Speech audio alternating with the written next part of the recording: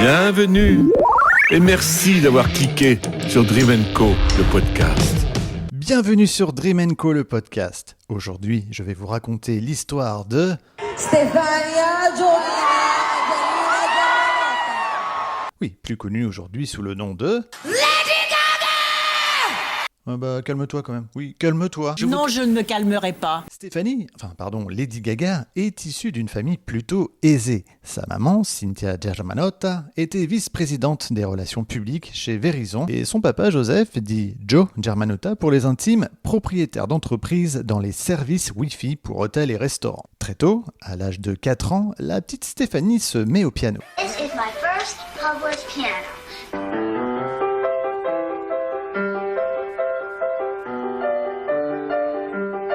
Oh, trop mignon. Puis à 13 ans, elle commence à écrire ses premières chansons et à se produire dès qu'elle peut. Mais c'est une ado mal dans sa peau, pleine de complexes, qui devient le souffre-douleur de son lycée. Mais ça ne l'empêchera pas de participer aux spectacles musicaux organisés par son école. Les enfants sont formidables. À ses 19 ans, Stéphanie connaîtra sa pire année. Elle rencontre d'abord un producteur de disques, âgé de 20 ans de plus qu'elle, et qui profitera d'un rendez-vous pour abuser d'elle. A producer said to me, "Take your clothes off." And I said no. They told me they were going to burn all my music. And they didn't stop.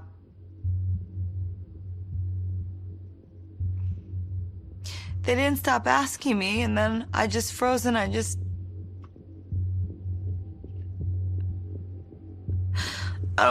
don't even remember.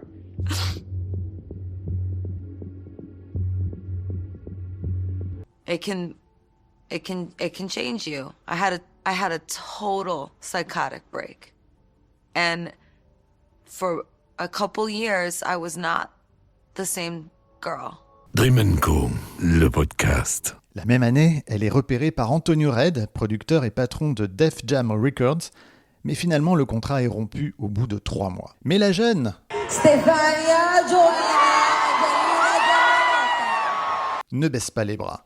Elle quitte le domicile familial et commence à se produire sur la scène du Lower East Side.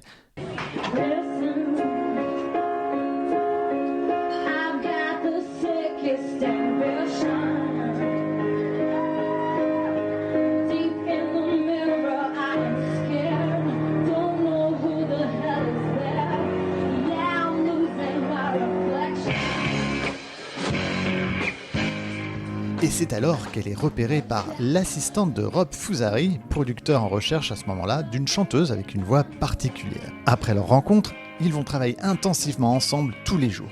Gaga venait de New York jusqu'au New Jersey pour composer, écrire des chansons et affiner son son. Rob s'attribue l'idée d'ailleurs du pseudo Lady Gaga. Il trouvait que sa voix lui rappelait Freddie Mercury. Il lui disait souvent « Tu es Gaga comme Radio Gaga ».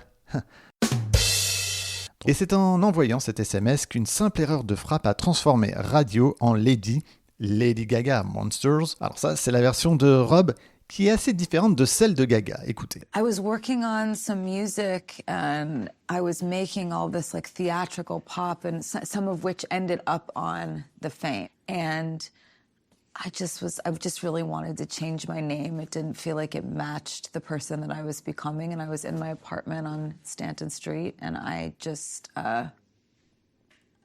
came up with it. I was listening a lot to Queen and I thought of the song Radio Gaga, and then I thought, what if I put Lady in front of it? And, you know, that felt kind of like, it was sort of inspired by all like the club kids around here and also all of the art that I would see that we would all make to throw parties. Mais ne parvenant pas à percer dans la chanson, elle s'essaie à l'écriture de textes pour le compte d'artistes comme Fergie, les Pussycat Dolls ou encore Britney, bitch. Ces artistes sont signés par le label musical du rappeur Akon. Et c'est Akon en personne qui, impressionné par la voix de la chanteuse, lui propose de produire son premier album. En 2007, âgée de 21 ans, elle signe donc son premier contrat avec Interscope Records et entame un partenariat avec le chanteur Akon. The Fame, son premier album, sort l'année suivante. Just Dance, l'un des titres de l'album, est numéro 1 dans le monde entier durant de nombreuses semaines. Et bon, la suite musicale, on la connaît. À chaque album, Lady Gaga se réinvente. Mais comme son métier de chanteuse ne suffit pas, on la retrouve en 2018 actrice à l'affiche du film Star is Born de Bradley Cooper. Écoutez cet extrait d'ailleurs lors de la lecture du film avec la production où Gaga interprète Shallow a cappella, laissant tout le monde sans voix.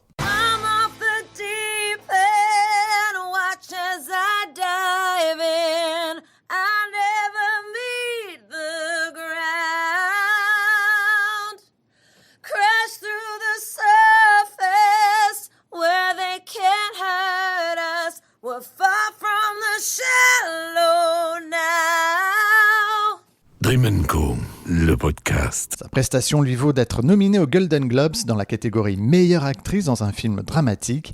Et en février 2019, elle remporte l'Oscar de la meilleure chanson originale pour Shallow, bande originale du film A Star Is Born. Oui, ça c'est pour ceux qui suivent. And the Oscar goes to Lady Gaga, Mark Ronson, Anthony Raccomando, and Andrew Wyatt. Thank you so much. Thank you so much to the Academy for this wonderful honor. Thank you to every single person in this room. Thank you to Mark Ronson, to Anthony Raccomando, to Andrew Wyatt, my co-writers. I love them so much. To my sister, my soulmate, I love you. My family's here. I love you, Mom and Dad, Bradley. There is not a single person on the planet that could have sang this song with me but you. Thank you for believing in us. Thank you so much. And if you are at home and you're sitting on your couch and you are watching this right now, all I have to say is that this is hard work. I've worked hard for a long time, and it's not about,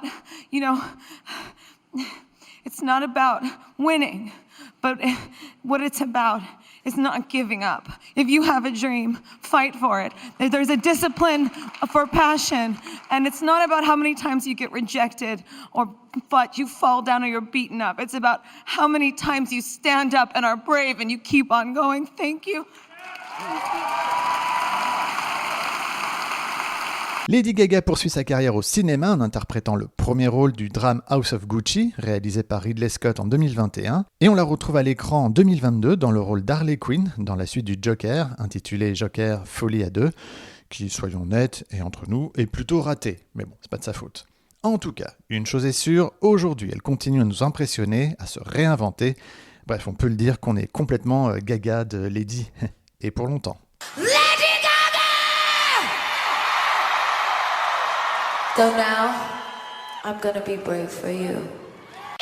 Dream & Co, le podcast.